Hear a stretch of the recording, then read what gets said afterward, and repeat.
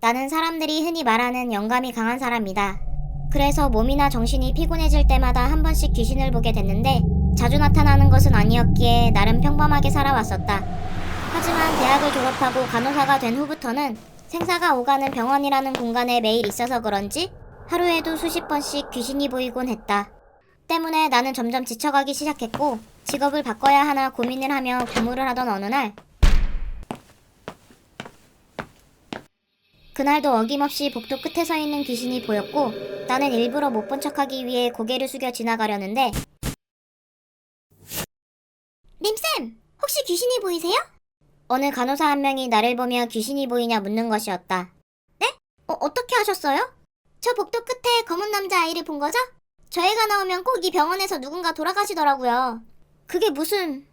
사실 저도 귀신이 보이거든요. 네?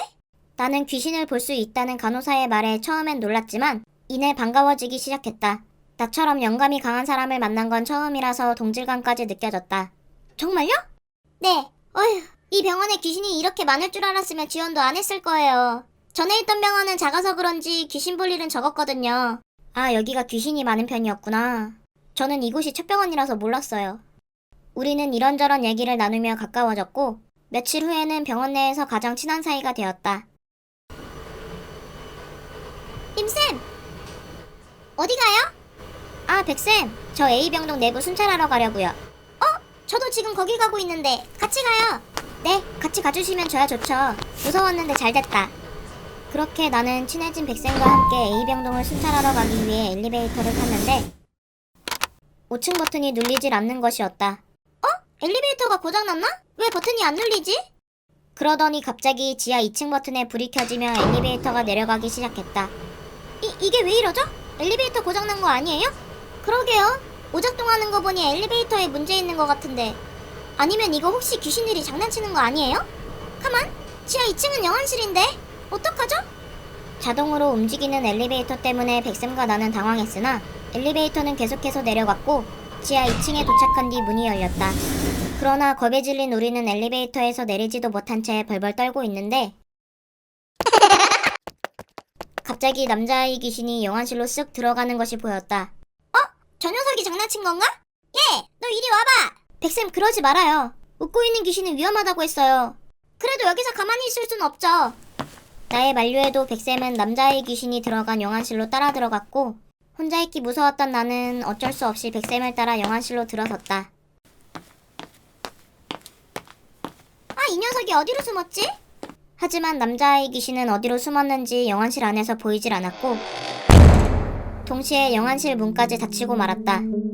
어떡해요, 갇힌 것 같아요. 놀란 내가 백쌤을 돌아보자 백쌤은 많이 당황했는지 울먹거리기 시작했다.